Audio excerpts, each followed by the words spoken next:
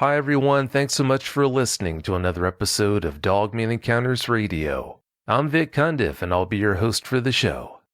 Before we bring on tonight's guest, if you've had a Dogman encounter and would like to speak with me about it, whether in private or on the show, please go to dogmanencounters.com and submit a report. I'd love to hear from you. If you've had a Sasquatch sighting and would like to be a guest on Bigfoot Eyewitness Radio, please go to bigfooteyewitness.com and submit a report. If you've listened to the show for any period of time, you'll probably remember tonight's guest, Dave. Dave, welcome back to the show. Thanks for having me again, Vic. Oh, you're welcome. Dave, you've been on the show several times in the past. What have you been up to? Nothing really too much. I haven't actually been out in the field doing any researching or whatnot. I've been busy with work. This past hunting season, of course. Most of the time, just, out in the woods, wandering around with my father. Didn't really have too much luck till the end of the season. But, of course, during that season, at the end, is when the encounters started to happen, and then everything tapered off from then. I haven't really been down hunting until a few weekends ago, grouse hunting, which is where another one of the encounters took place. Yeah, you sure do have a lot of action, that's for sure. Having said that, for the people who haven't listened to the prior episodes that you've come on and done, what can you tell them about yourself? Well, I'm working as a water resources technician for the St. Regis Mohawk tribe. Right now, I've had a ton of stuff on my plate. I'm actually getting ready to do planning for a sturgeon project. We're going to do a survey of the population around the reservation. My free time, most of it I spend either gaming when the weather's not really all that good, or when I can go down hunt with my father. When deer season's open, I'm usually down there most every single weekend. When the season closes, I'll go out and grouse hunt. I don't really hunt very many other small game other than grouse because I just don't really like the taste of rabbit or any other small game around here. Pheasant would be nice, but I have never seen a wild pheasant in our area before. And other than that, I don't really do too much. Well, it sounds to me like you stay pretty busy. You've got a lot of encounters to share with us tonight, Dave. Some of them were shared with you, and some actually happened to you. Please tell us about them now. It was last year. I was actually going on a trip with a friend of mine. I'm not going to name them, but we were going up to Dexter, New York. We were going to go fishing for salmon. And, of course, got into some small talk on the way there. And one of the guys that I work with was telling me when he was living down, I'm pretty sure it was, I'd say, southern Texas. I can't remember what area he said it was. But he was living down there with a friend for, I think, 3 years, he said. And he told me about an encounter that he had, and I actually wasn't sure what cryptid he was going to be talking about, but when he got into explaining the details about the encounter, it sounded like a Dogman when he told me about it. So basically what happened during his encounter is they had a weekend where him and his friend, there's just two of them, and they went and hung out in this guy's house, which he said was down this fairly large canyon. I think he said it was about maybe 2 miles down, and then it would taper off, and his friend's house was at the very end of the canyon. That's where one of the other towns was, and when he would go and visit him, he would walk down this canyon because it was the quickest way rather than driving all the way around. And the canyon was, it had quite a bit of vegetation in it. I mean, not like full-blown trees, but he said a lot of cactus, some, I'm not sure what species of trees there are, but he said it's actually fairly thick down through there, and there's a couple of open spaces. And one night in particular, he had gone over to his friend's house, and it was round about 2 a.m, and he said that he had to go home because he had to work the next day. So he got up and he left, and the walk back to his house, it wasn't too god-awfully long. He said it took him a little while, but of course, they had been drinking. So he said it's, a little bit longer when you're buzzing on alcohol. So he took off from his friend's house, and he said he was probably about a mile down the canyon, and he kept hearing like this weird, he said it sounded like two animals were like, kind of like vocalizing with each other. He said it consisted of like a series of like grunts and growls, and he walked down further, and it just got a little bit noisier and noisier and noisier, and finally he said it just got so loud to the point he's like, it must be directly, near this where he was standing. So he had a big clump of bushes to his right, and as he got closer to this, like grunting and growling, he said it stopped all of a sudden. So he stopped walking because he didn't want whatever it was to hear him. So he actually, got a little bit too curious and went over to where the bushes were, and he parted the bushes apart, maybe a few inches to peek through the other side. And the moon was really bright that night. And of course, being in the desert, he said it's nice and bright wherever you go, because it's just, there's no trees that are going to be causing any shadows or anything, hiding anything in the canyon. In the general area they are, because like a lot of the bushes and the trees that are there, they're really short. Plus, they don't really have leaves on them. But anyways, he looked through the bush and he saw these two figures looking at each other. And at first, he was curious. And he's like, "Oh, I don't really know what the heck these things are." And the fact that he's slightly drunk, he couldn't really make out what they were.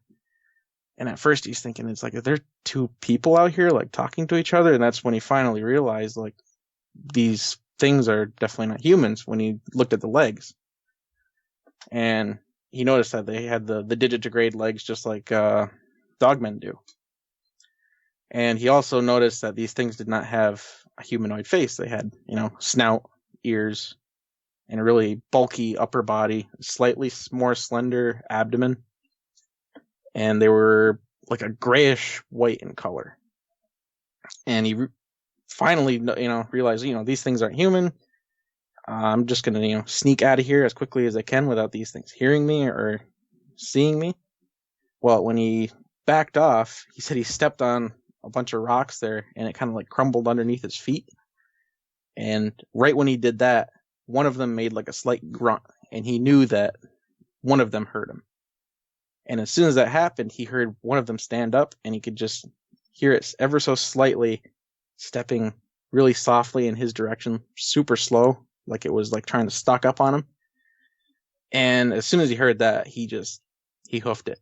He wasn't going to stay and get any more details on what these things were. He just wanted to get out of there, didn't want to see them. And he was gone like the wind. And he said by the time he got to the end of the canyon, and it was starting to open up and he could see his house, he looked behind him, and they weren't, really close to him, but he could see that they stayed a distance back, and they were both side by side, like trotting in his direction. And when he saw that, he just immediately, picked up the pace and just got up to his house, got inside, closed the door, and went upstairs. And he got to his bedroom, and he said his bedroom at the time had a window that looked directly down into the canyon, so he could see whatever was in there. And he said that just over towards the edge of the canyon there, in a big clump of rocks, he said he could see both of them had found like a little shaded area there where the moon wasn't lighting up the area, and they went in there and hid, and they watched him. They could see him up in his window. And he said it was far enough to the point where he couldn't get like the best details on them, but he knew that these things were canine in appearance. And eventually, after staring at them for, a good hour or so, because he couldn't fall asleep, he just said, screw it, I'm going to go to bed. I'll check it out in the morning. So the next morning before he went to work, he said he walked down and he looked at the area where they were standing near those rocks. And he said there were huge paw prints there. About the size of his hand. And he's over 6 foot tall. His hands are actually fairly large. And he said the paw prints were, maybe just a little bit bigger than his hands. And overall, he said he never ever wanted to go back there. It's like he's got family down there, but most of the time they come up here and visit him. And he said it's freaked him out ever since. But most of the time up here, he doesn't really get too scared out in the woods. He's a pretty big woodsman. So, stories like this don't really scare him. It's just that one particular night scared the absolute out of him. The second encounter was another friend of mine. I don't have permission to use his name, but I worked with him for 2 years doing forestry. And his encounter happened on the day that I was not with him. This was after my internship had ended during the summer, so this was round about end of fall before the first snow hit. And he was out surveying trees, and of course when he would go out and survey trees. It was only on, certain parcels of land. And he would go out and measure the DBH of the tree and then, record what species it was. And he'd move on to the next tree. But he was in this area where there wasn't too many trees, but he was in this really tall, like swale grass and cattails. And of course, the grass and the cattails were over, 7-8 feet tall. The ground was fairly dry. It wasn't really all that wet. But he said that he went and he was measuring a tree that was out in the middle of this swale hole. And he noticed he'd hear something coming through the swale grass in back of him. And he turned around and he was watching and listening, and he didn't see anything. And it was about another minute or two had gone by, and it got louder. And then he noticed the swale grass was starting to part, and it was heading right towards him. And it freaked him the hell out, and he didn't know what was going on. And it just got louder and louder, and then it got closer. And eventually, this huge canine, he really couldn't explain it. But he said this thing on all fours, standing, was about 5 feet. And he said when it came up next to him, this thing ran right past him. He said he wasn't even a foot away. This thing just bulldozed right past him through the swale grass. I don't even think it saw him. It could have. I'm sure it probably smelt him.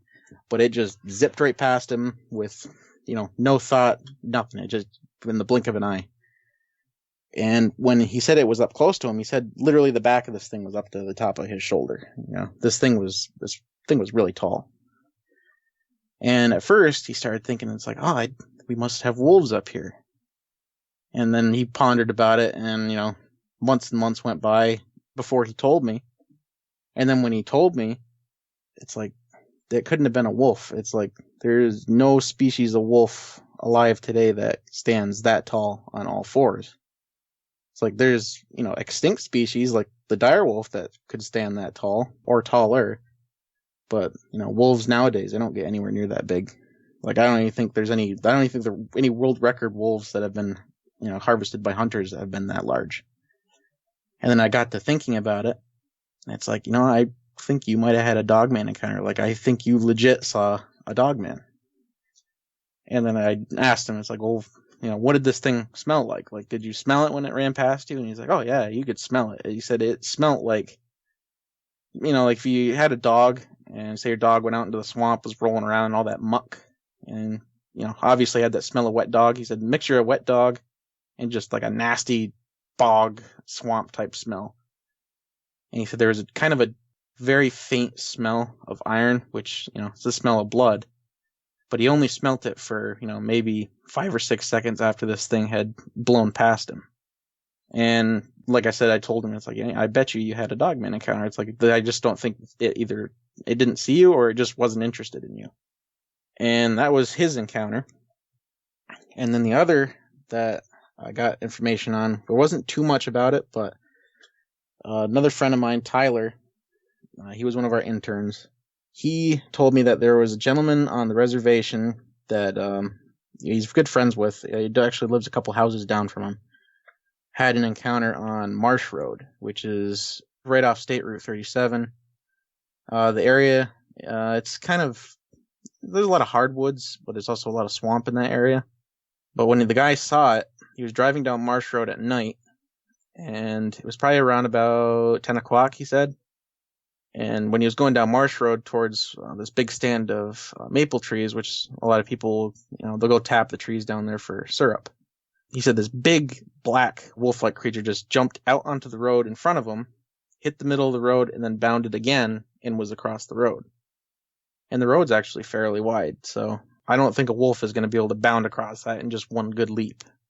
But he gave all the details on it, and he said this thing, had to have been 5 feet tall on all fours. He said the thing was ugly as all. He said there's no way it could have been a normal wolf because it kind of had a mangy type look to it, but it had pitch black hair. And he said the front paws, he didn't say it had human like hands, but he said the typical raccoon type like hands. And of course the very long back legs. He said the back legs were definitely longer than the front legs. And it basically jumped over the road in one bound, stopped, turned around and looked at him. And he said, basically, to describe the face, if you look at the gorillas from the movie Congo, like how their faces are all, nasty. They got like those sores and whatnot on their face, and they look like they have some type of infection. Just nasty looking skin. He said that's basically what it looked like. Said the teeth they were stained pink, so I had recently been eating something. And he said he didn't smell anything, but whatever it was had, if you see like pictures of wolves or bears after they've been digging into a corpse, they get like that pink bodily fluids and the fat from whatever they're eating all over their face, and it makes that nasty looking crust on their fur. And he said he could see that all over its fur. And in terms of its overall size, like how long the creature was, he would guess like maybe 7 or 8 feet. But he didn't dare get out. I mean, this guy was an elderly gentleman. He wasn't going to get out. He has lived on the res long enough to the point where he knows all the legends up there, ranging from Sasquatch to the Hoof Lady. And he got out of there. He turned around and drove away. And, Tyler told me about that, and, that he ultimately was freaked out by it when the guy told him about it. And he kind of freaked me out because Marsh Road, actually, I used to go down that road a lot when I was a child. We actually used to go collect sap there years ago. And I actually drove down there, I'd say 3 or 4 years ago, when the first year I was working with Forestry. And we actually had to stop there, and I think we were looking for invasive plants. There was an invasive plant they were looking for. And we walked out back there, and the swale grass on both sides of the road it's so long you can't see anything. So walking through it is just like walking through a maze. And we walked back there. I mean, you think about it, anything could hide in the swamps, in the hardwood trees. It's just so thick on the reservation that you go out and try to find something, good luck. It's too thick. But that was all their encounters. And I've been trying to get more people to speak up about whatever they found, but so far haven't really heard from anybody. The new ones of my own, they weren't too god-awfully nerve-wracking, but I mean, to an extent, they were. The beginning of our hunting season this year, I didn't really hunt too much for archery. I went out during muzzleloading, and that first weekend of muzzleloaders is when a lot of the stuff started to happen. Like, we went out on a Saturday morning. My dad and I stayed up at camp, and my uncle and my cousin came up that morning. My dad went and sat on our side of the property, and my uncle and my cousin and I went over to my grandfather's side. So we drove back there in his truck and then parked, and then we were going to finish walking the rest of our way to our set. And when we were walking back there, it was still fairly dark. The sun was starting to come up, but we like to go back before the sun's actually completely risen. And my uncle had to go drop my cousin off because he didn't know where to get, so I walked down to what we call the concrete bridge. It's been there for years, basically a big concrete slab over top of our creek that empties out from our beaver pond. And I went and walked back there, and I stood and waited for my uncle because I figured, well, I don't want to go any further. If I jump something, it's better to have 2 guys here, and if there's a buck, then somebody will get the chance to shoot it. So I sat there and waited on the bridge, and about 5 minutes went by, and then I caught this nasty whiff of, it smelled like a mixture of garbage. It's something that was dead, but you could also smell just a small hint of wet dog. And that immediately freaked me out. So I sat there and I listened, and I couldn't hear anything. And the smell was super strong. I mean, it was to the point where it's basically like, it's like holding your nose over top of, a garbage bin that's been full of garbage for over a year and it's been decomposing. It's just so strong you can't really handle it. Almost burns your nose. And it was driving me nuts. So I backed up a little bit, and I was trying to get away from the smell, but it was just so strong that, even the wind couldn't even take it away. And that's when I heard the leaves starting to rustle. So whatever it was very close to me. I mean, it must have been maybe 10 feet away. But there's brush on both sides of the road across the bridge, so you're not going to see anything. It's just too thick. It opens up about 30 or 40 feet past the bridge. But, as I said, I wasn't going to walk up there, and when I heard these footsteps, it sounded bipedal. And I wasn't going to move. The fact is, I got a muzzleloader in my hand. I got one good shot, and that's it. So I sat and waited, and I could hear the footsteps. They sounded like they were getting closer, and then they stopped. And I had to really listen because the wind was blowing a little bit that morning, so the leaves were, you could hear them shaking up in the trees, and whenever the wind blows on the leaves, it just makes nothing but a racket. And just very distinctly, I could hear something snorting or, sniffing the air, and then all of a sudden it went quiet.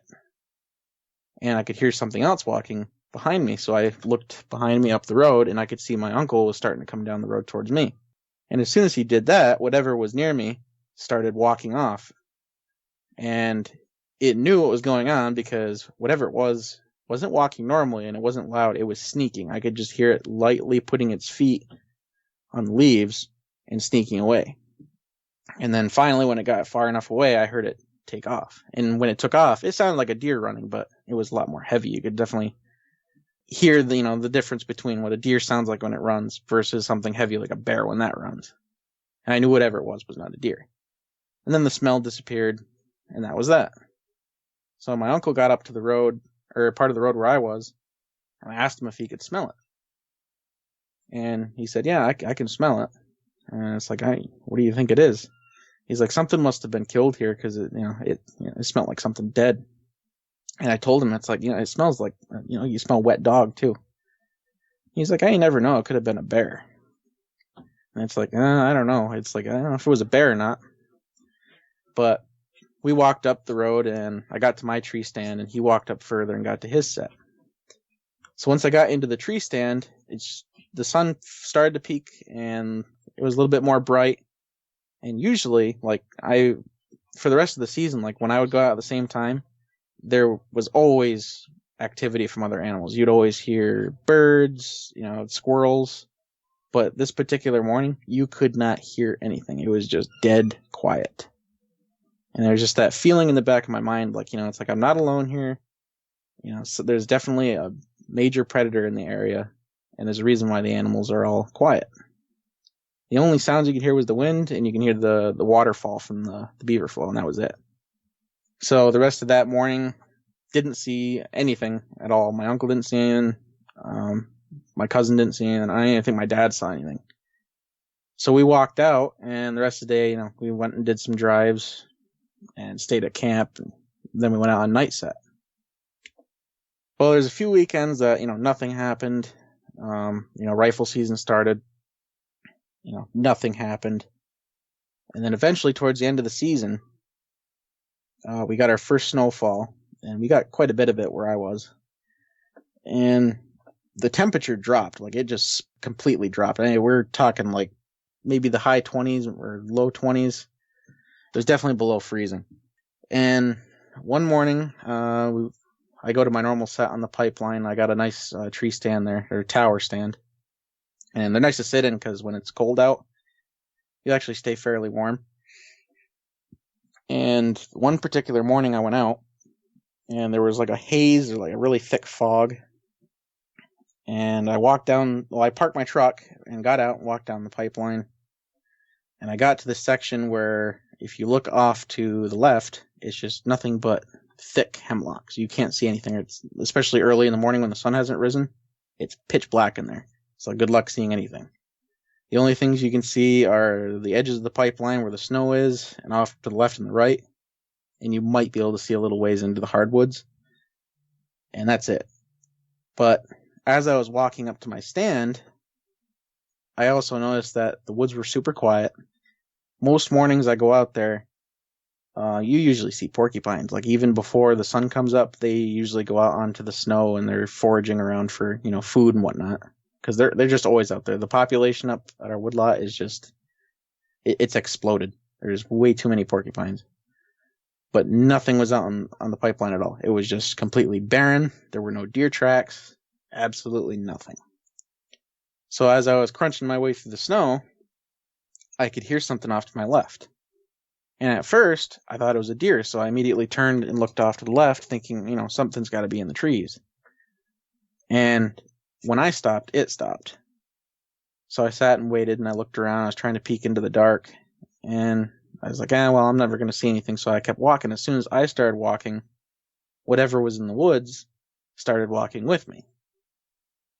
So this was really starting to, creep me out a little bit. And I was about halfway to the stand, and whatever it was must have made the mistake of snapping a branch, because it hit a fairly large branch on a tree, and you could hear it snap. I mean, it was loud. It cracked it off the tree, scared the hell out of me. I turned, looked again into the woods, and still quiet. The sun was kind of starting to come up at that point, but you still couldn't see anything. But when that branch snapped, I mean, it just echoed. You could hear it all the way down the pipeline. It echoed through the woods, and once the echo was over with, it was just back to dead silence. And at that point, I was really starting to get creeped out, so I picked up my pace, and whatever this thing was that was paralleling me picked up its pace as well. That's when I really started to get scared. So I got to the stand, and before I got underneath the scaffolding to climb up, I looked into the woods, and I was looking around, and of course it's just so dark you can't see anything. So I just decided to hoof it up the stand. So I hoofed it, got up to the top, opened up the trap door, got inside, closed it, and that was that. I sat down in my chair, and I paid no attention to whatever was outside. I just kept looking out my windows on the sides, and I saw nothing. So that morning set went by, sun came up, 9 o'clock, we all left our sets, went back to camp, and then, went and did whatever we had to during the day. We'd either go out and do maybe a couple drives, or we'd go out and do, any chores that need to be done around the house. So that was that first morning set that I just ultimately, not a good way to begin the, deer season, but I still went back there regardless. And the following weekend I went back, and it was very surprising. There was tons of deer sign. When I walked back, there was porcupines, of course, out foraging. I saw a couple deer down the pipeline. They were doing their typical feeding behavior. Went up in the stand, watched them. Didn't see any bucks. And then, that weekend went by, saw a lot of deer. Next weekend went up, saw a lot of deer. And then the end of the season started coming up. Well, the end of the season, I forget which day it was. It was in December, very first weekend in December when the season ended. And I actually ended up shooting a buck that morning. But when I was going into a set that morning, I got there maybe 15 minutes, a little bit too early, so it was still pitch black. So I waited in my truck for a little bit and, counted down 15, 20 minutes before I'd get up and head up to my stand. So finally I decided I'll get out and I'll head out. I was just going to take my time walking up there. It takes about 5 minutes to walk up to the stand. So I got out, and of course the woods was just dead quiet again. The wind wasn't blowing, so you could hear everything. I mean, you could throw a twig out into the woods, and even if it landed in a soft pile of snow, you'd still hear it hit. Well, I got my jacket on and everything, and I started walking. And round about the same area where I heard the branch snap a few weekends before, I heard like a deep grunt. It was, if you think of it's hard to explain, like the sound, if your dog is asleep on the ground, you got a big dog and you kind of nudge them and they make that grunt when they don't want to get up. It was like that, but deeper. And it echoed, which was really creepy. And I stopped and I tried to pinpoint where it came from, and I couldn't figure it out. So I got walking up the pipeline again, but as I was walking, I just kept my head tilted off to the left, and I was watching for any movement. So as I got up the hill, I was getting towards the stand. I was about halfway there, and I could catch just a little bit of movement in the trees. Saw a black figure, and it moved off behind a larger hemlock, and I could actually see the branch from the hemlock move. That's when I stopped, immediately turned around, and of course I had a round in the chamber already, because I load up when I leave my truck. And I had the gun ready. I mean, I had it up, I was pointing it, I was looking around, scanning around for movement, and I knew at that point this was not a deer. And of course, this point in time, I was shaking like crazy because I was starting to realize, it's like, well, all these summers prior and all the encounters I've had before, as much as they're terrifying, it's like this thing is actively stalking me right now. And I was literally shaking. Like, I could barely hold on to my gun. Like, I was almost to the point of freaking out. I wanted to go back to my truck. So I sat there and I looked a little bit closer. And this morning was really cold. You could see your breath big time. And I looked a little bit closer. And that's when I realized that something or whatever was behind that hemlock, I could see its breath coming through the branches. You could distinctly see the heavy breath, the cloud of breath coming through the branches. And this thing, it was breathing fairly slow. And if you listen carefully, I could just hear it, that deep inhale and the very long exhale. And it was almost like if you're listening to a cow or a horse breathe, like after it had been running, but obviously slower, but just as loud. And it was absolutely terrifying at that point because I knew the thing was looking right at me, and it's looking at me through the branches. And at that point, I decided, screw this. I'm just going to hoof it. So I ran up to the stand, and when I did that, it was probably one of the stupidest mistakes I ever made. Whatever this thing was, I heard it run through the trees, and it was definitely keeping pace with me. And when I got to the bottom of the stand, it stopped. And I didn't know where it was. I didn't know what position it was in. I didn't know how close it was to me. I just stood at the bottom of the stand. I was peering around, looking. Of course, my heart was pounding. And you could hear it. Like, I could even feel my heartbeat in my ears. It was just, it was beyond, an adrenaline pumped moment. And I kind of got the shape of a figure in the trees, probably around about 50 yards away. It was right next to this opening in the hemlock trees. Like, you got really thick brush and hemlocks, and it opens up into like a more taller stand of like pines. And there's not really all that much brush. We actually put a hay bale there once in a while. We haven't put one there in years because the deer just don't really go there. They prefer to go over to our camp and over on my grandfather's. So I stood there maybe for a good 5 minutes staring at this thing, and I still couldn't get any details on it. All I could see was the figure.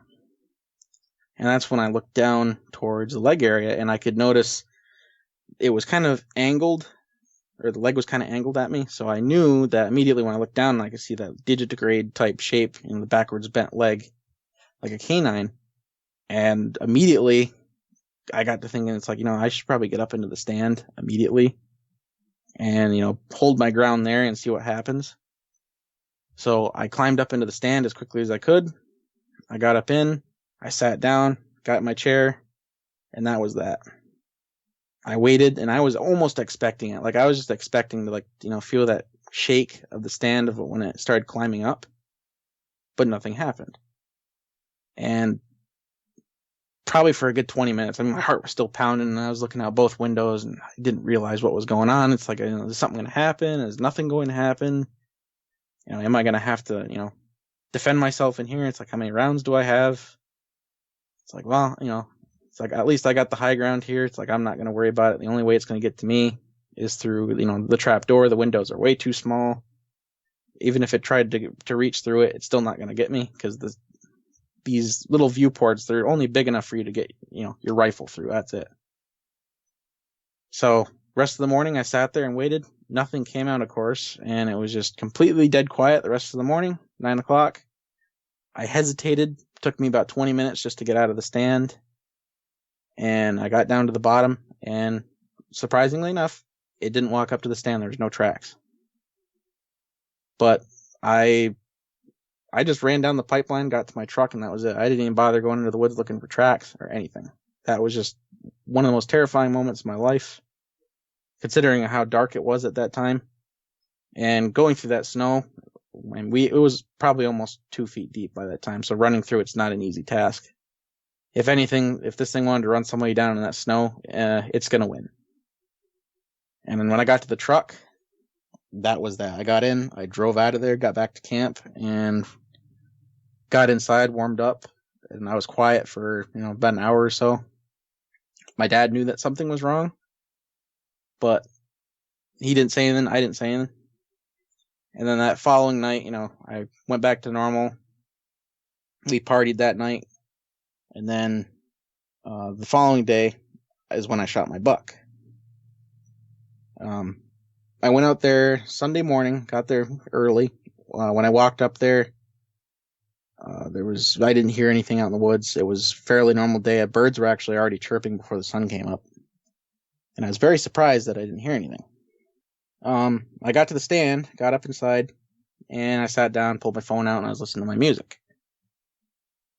And from the night before, I was a little hungover, so I really didn't care for shooting anything. I just wanted to sit and listen to my phone and then get up off set and leave. And as I was sitting there on my phone, I looked out the window to my right. I didn't see anything. And that's when I looked out to the left and I looked up the pipeline. And this is over at the 300-yard mark. Something very large was out towards the edge of the pipeline. I could just barely see a head poking or peering out of the trees, and that's when I started to bring my scope up. But I wasn't fast enough because whatever this thing was literally bounded across the pipeline. Just one quick bound, hit the middle, and then all the way across the pipeline. It was across in just a few seconds. And this pipeline is roughly, if I was to guess, most of the largest, the widest parts of it are maybe 100 feet across. And the size, just from the size of this thing when I saw it, it made it in literally one bound. Just jumped out, hit the middle, bounded across. I didn't know what it was. I started thinking about my encounter the day before, and I was thinking about it. It's like, what if this thing is still here, but it was just hanging out down towards the end there, maybe possibly hunting? What if it's actually going after deer? Maybe that's why the deer activity is kind of slowed down. And that's when I went back to my phone, and it's like, I don't know what it is. At least it's not near me. I could care less. I'm in a big box essentially made out of thick plywood. I'm not going to really worry about it. It's like, I got a 4570 here. I'm not too worried about anything right now. I just want to listen to my tunes. I'm hungover. I could care less. And about a half hour went by, and I caught something in my peripheral on the left side of the stand, and it was a black figure, and it scared the out of me at first. But then when I looked down, I noticed it was a deer. And of course, it was a buck. It was an 8-point. Well, this buck was definitely on high alert. It had obviously just come out. I don't know how long he was standing there, probably not very long. And he was looking, both ways up and down the pipeline. He looked behind him a couple times. And that's when I opened the window really slowly. I poked the gun out and picked my shot, and I shot him.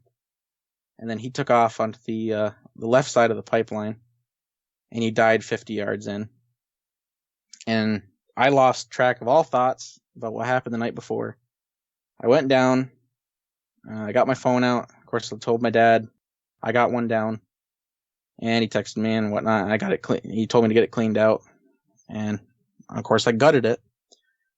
And while I was gutting it is when the thoughts from the night before started to come back.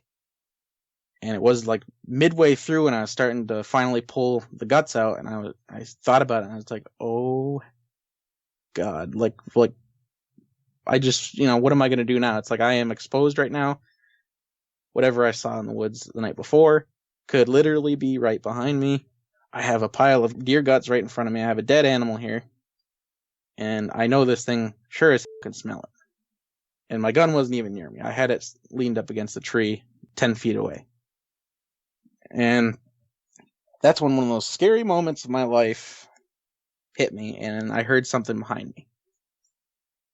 But thankfully, it was just the snow falling off the trees, because that morning we had a little bit of a rainfall. It was a warm rain, so some of the snow was falling off the trees. And when I looked behind me, there was nothing there. So I pulled out the rest of the guts, got it finished cleaning it, took it down to a little wet hole. There was a bunch of water in there. I got all the blood out, dragged it up, and I sat there and waited. And my dad was obviously on his way. It was going to take him maybe half hour to get to me, because he had to walk out from his set, get to the truck, then drive up to me. And I didn't know if his truck was going to make it because the snow was just so deep. But he made it up in 4-wheel drive. And as I was sitting there waiting for him, I just started pondering, like, what about that thing that I saw earlier? And what about last night? It's like this buck. I started to piece the puzzle together, and it's like this buck literally came out not too much longer after I saw that thing jump across the pipeline up at the 300-yard mark.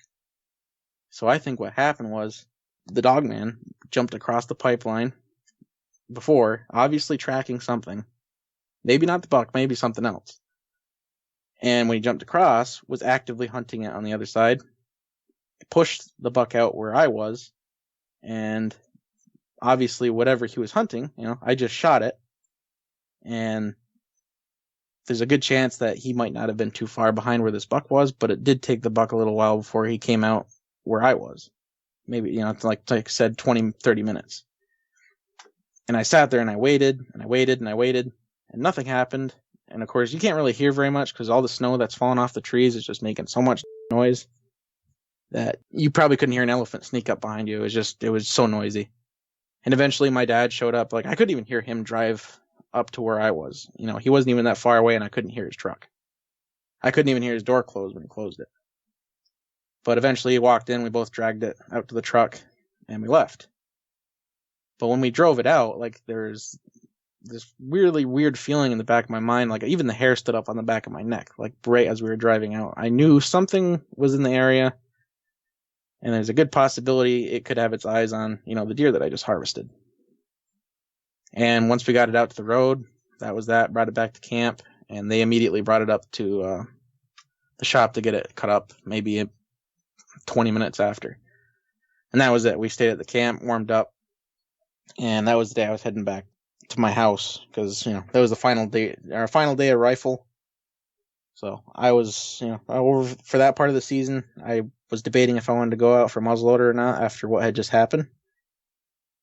And eventually I actually did, because the following weekend I didn't see anything, but I knew that something was definitely in the area. And this was actually not on the same area where I was before on the pipeline. This was over on my dad's side of the property. We have another shack out back there, and we have another couple of tree stands, and there's a big meadow back there. There's another property back that basically parallels our back meadow. It's not our property, but the owner allows us to go on there and hunt. But I sat in one of the tree stands that was on the meadow. Obviously, I wasn't going to sit in the other shack that we had on the big meadow, because that's 300 yards plus, and you're not going to shoot that far with a muzzleloader. Not unless you're super good. But I sat in the tree stand, and it was literally the final night, that Sunday night, final day of the season. And it got fairly late that night. I had no deer come out, and just probably maybe half hour before dark, I could hear something walking in my direction. And I almost thought it was my dad. Like, I thought he was walking down to me, maybe doing a final push before dark, to see if any deer would come out. Because it sounded like a biped. And when I heard that, like, as soon as I started hearing it, this overpowering smell of it just smelled like wet dog. That was it. Just the overpowering stench of wet dog. Nasty, musty, wet dog. And it almost made you want to gag. Like, I mean, it was to the point where, I wanted to throw up. And then this was probably one of the worst times to be sick, but I had a cold at that time, and I could not stop coughing, to save my life. I just could not stop.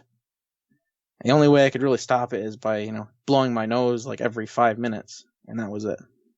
But even then, that was noisy as all. So this thing was walking towards me. I could hear it coming through the brush, and I had to cough so bad. Like, I had to hold it back, and it hurt to hold it back.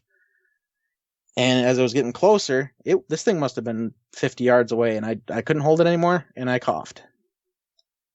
Everything went quiet, and that's when the hair stood up on the back of my neck, and it's like, what the hell have I just done? And I said, screw it. It's like, I'm just going to sit here and wait. Hopefully it doesn't see me. I already know it heard me. Maybe it can't pinpoint where I am. And I just decided right then and there, it's like, all right, I'm just going to stay put, wait for this thing to move again, pinpoint where its location is, and then once it's gone, I'll leave the tree stand, go to my truck, get the hell out of Dodge. And I didn't hear this thing move at all. And once dark was starting to get there, the sun was already starting to go down, and where I was, it was getting really dark. And it's like, screw this. I'm leaving. I don't care if this thing is in the area. Best to just, keep my wits about me, see where the heck it is, and get the hell out of Dodge. So I got down out of the stand, and once I got down out of the stand and started walking up the road, the smell just got even more overpowering. I mean, it was just absolutely horrible. I immediately just instinct kicked in, and I took off running. I didn't have any care in the world. I took off running. And I hoofed it up to my truck, and I got to my truck, and of course, put the key in to unlock it. I don't know how I got it on the first try, but I got it in, I unlocked it, I got it in my truck, and I was almost expecting to get in. I've closed the door, I already have my rifle over in the other seat. I was expecting to turn my head and see this thing looking through the window at me, ready to break it and reach in and grab me. But lucky me, I turned and there was nothing there. So I turned my truck on, turned the headlights on, didn't see anything. I backed out, turned around, went down our road. I had to go close the gate where I was. Because this property, we have gates on 3 of the properties that we have up there, just to keep people from going back there. And I had to get out, and I had to close the gate. And that's when I grabbed the cable, because we just use a cable that goes across to a fence post. And my dad's got this mechanism on there with a chain and a lock, and you wrap it into the cable, or the loop on the cable, and then you lock it. And the lock was rusty, and it did not want to close. And it was not only kind of pissing me off, but at the point of being so scared for my life, I hit it with my hand, I hit the top of the lock, and finally it latched. I hoofed it around, went back to my truck, got in, and I gunned it up to the camp. And when I got there, we said our goodbyes and whatnot, told my dad I was heading back. And once I was onto the pavement off of Coffee Road, I was gone. I wasn't stopping for nothing. I was going home. I wanted to be inside my house, far away from where, this encounter just happened. And I didn't want to have anything else to do with it until the next season. So basically right now, I'm not really going down there at all until hopefully things calm down and until next hunting season gets here. But those were those encounters during deer season. Since several of your recent experiences haven't involved actually seeing a dogman, what would you say to the people who claim that you might be jumping at shadows? Well, shadows don't breathe, for one. I know what I saw, and when I saw those figures, they were moving, and there's no way my eyes were playing tricks on me. And especially the morning when I saw that thing clearly behind that tree, breathing. I mean, it's clear as daylight. That's like if you're looking at those fog machines for Halloween. You hit the button and the fog comes out. And it can be super thick. Well, that's what it looked like in that hemlock tree. You could see each breath come out, just that puff of air, and then the vapors from its breath would slowly disappear, and that was it. But in terms of people saying that I was jumping at shadows, it's like, they couldn't be shadows. And I've had experiences up there before where I actually have seen them in the flesh to know that they are in the area. And I know that for sure that they were there. They're watching me. It was complete physical embodiment of the creature in the woods staring at me. It was not anything imaginary. There was definitely something there. And it wasn't a Bigfoot. I know for sure it was not a Bigfoot. Well, considering all the experiences you've had in the past with dogmen, yeah, you would definitely know. You've handled the dogman encounters you've had a lot better than most eyewitnesses do, Dave. How do you describe your ability to do that? Well, before it wasn't too bad. I mean, because before I've actually always had really severe anxiety.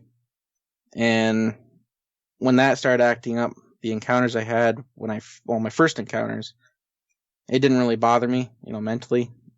Because I realized, it's like, they weren't really causing any harm. They could have caused harm if they wanted to. But when you start thinking about it, it's like, well, I'm alive. So, there's nothing really to be scared of. And you go out in the woods, I've always had that assurance when you carry a firearm, like the size of the one I use, I feel pretty safe. I mean, that's just my philosophy. I carry a big bore. It's capable of bringing down a bison. I mean, the bullets are like 325 grain, but you shoot something the size of a bison, even a Dogman with that, I guarantee it's probably going to drop dead. That's just my assurance for when I go out. But in terms of handling it long term, my anxiety really hasn't bothered me. I mean, I'll get occasional nightmares. I mean, I'm not going to lie about that. I get them once in a great while. You know, the ones where you'll wake up in the middle of the night, you know, sweating and whatnot. And then I'll sometimes get the nightmare within a nightmare where, you know, you'll get a jump scare in one dream. You'll wake up and think that you're safe in your bedroom. And then you turn and look to your right and there's the thing standing next to your bed. And then all of a sudden you wake up again, freak out, look to the right. And it's like, oh, there's nothing there. Have you suffered any ongoing negative effects from the Dogman encounters you've had besides those nightmares? Not really. I mean, the only times that I'll really start thinking about it is when I'm out in the woods. Like in particular, we went grouse hunting a few weekends ago. That weekend, I'm not going to call it an encounter. I'm going to say I saw something. I don't know what it was. It couldn't have been a bear because this time of the winter, they're just not out. We have one bear on our property. We get him on the trail cam all the time. He's hibernating, but I saw something out on our beaver pond, and my dad was taking a rest, and I walked out alongside this big ridge along the beaver swamp, and something was out on the actual flow. Big black figure. Looked like it was walking on two legs, and it was carrying something. But it was so far away that camera on a phone, or just your vision alone, you're not going to be able to pick up what it is. And I didn't have binoculars. And, you know, in terms of, like I said, calling it an encounter, I wouldn't really call it that. But that's, I'm not really going to say too terrifying. I mean, it was something that would kind of just get your thoughts about previous encounters running through your head, but at the same time, it's like, well, it's 200-300 yards away. I'm not really worried about it. And that can all change for me, especially when it gets dark. I'm not a big fan of the woods at night. I've just always been like that, especially after those encounters. I just don't want to be out there at night at all. I would prefer being inside. Even with a group of people, I don't feel comfortable. But during the daytime, like if I'm out by myself, maybe a couple thoughts will cross my mind. But outside of the woods, you know, just doing day-to-day work, even, you know, just being out on the boat, even out in the middle of nowhere on like Cranberry Lake or whatever, it doesn't really bother me. Well, when you consider some of the Dogman encounters you've had, yeah, I can definitely understand why you wouldn't be comfortable in the woods at night. Some people assign positive, almost altruistic attributes to Dogmen. Do you subscribe to the idea that Dogmen can be good like that? I think they're just like, you know, any other animal. Look at bears. It's like there's been bear attacks in the past that, you know, a lot of people can deny that they've happened. But I mean, you know, bears will eat people. But do bears just go out of their way to just, people, I guess I'm going to just go attack this hiker and eat them? No, they don't do that. You know, a lot of people raise, you know, stories that aren't true and say, oh yeah, they'll just go outright and, you know, kill people, you know, they're bloodthirsty and whatnot. Not really the case. You'll get bears that can go rogue once in a while. I've heard of stories like that on Kodiak Island, you know, in Alaska, even out in on other continents like Asia, in Russia, where bears will go rogue and maybe they'll kill 3 or 4 people. But usually when that happens, it's because they don't have access to any other food.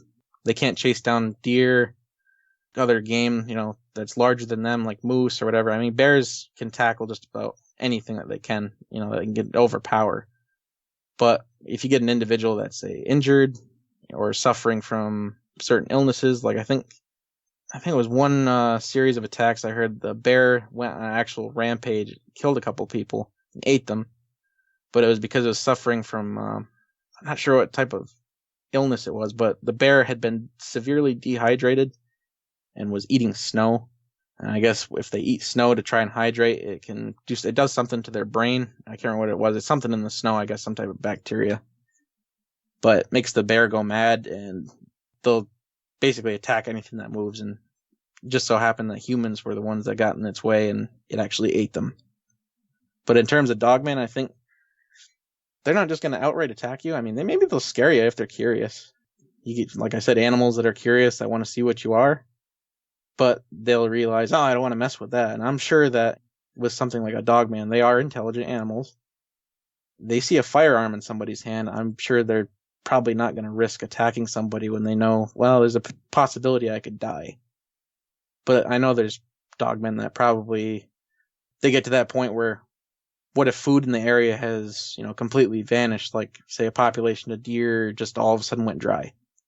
And the one living in that area had nothing to eat. And smaller game just wasn't a proper sustenance for the animal to eat. So it wanted to eat something bigger. And, for example, the land between the lakes where the family and the camper got killed. Maybe that Dogman just didn't have any food. There's a possibility it just wanted to, get a quick, easy meal and decided to tear up a family because that's the only thing it had to eat. But in terms of what Dogmen do, I think there's your good ones.